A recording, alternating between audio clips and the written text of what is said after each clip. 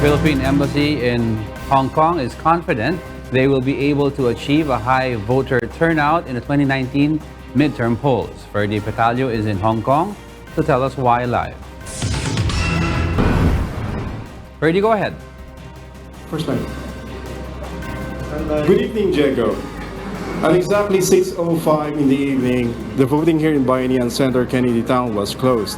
According to the Philippine Embassy, the voter turnout for this midterm election is higher than in the 2016 presidential elections.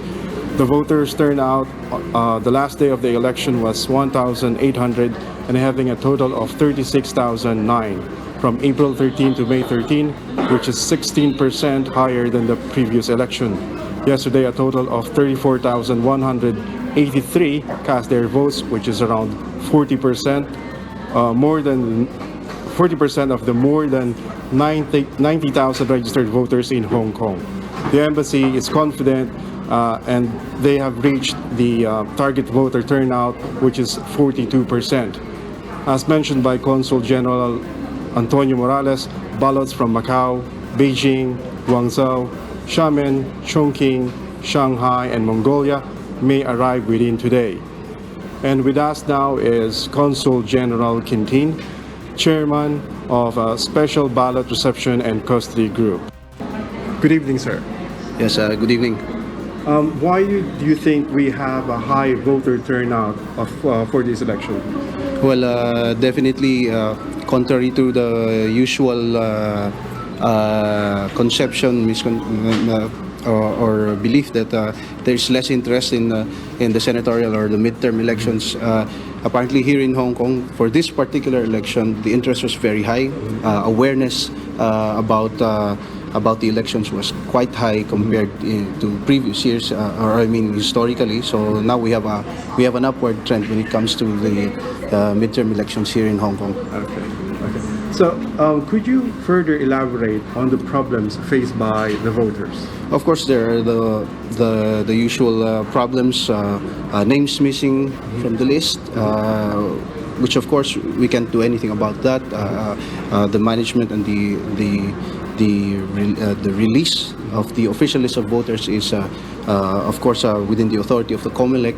And whenever there were queries during the 1 month voting period, we referred them to COMELEC, and some were successful in pleading their case, some were not. Okay.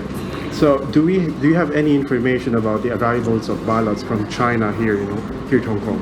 Yes, we have already received the arrival details of all the consulates and of course our embassy in Beijing. They're scheduled to arrive. First is Macau, of course, is expected to arrive tonight.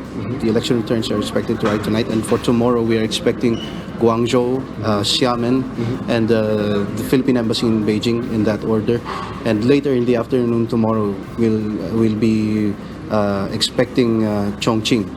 And on the following day, on the 15th, that's Shanghai. Shanghai will be arriving sometime in the morning. Okay. So, if these ballots do not come in time as expected or within the day, what is the plan of the Philippine consulate or the embassy when canvassing? When is the canvassing will end in Hong Kong? Well, in case of any delay, the chairman of the special board of canvassers, headed by our Consul General Antonio Morales, will adjourn in the meantime. And once there returns to be canvassed, the SBOC, the SBOC will reconvene. So far with the schedule we have, we should finish between the 15th and the 16th, but we have a leeway of maybe up to the 17th. But since we expect the last election returns from Shanghai to arrive on the 15th, we'll probably finish it on that day. Okay, thank you very much, thank you very Consul Quintin.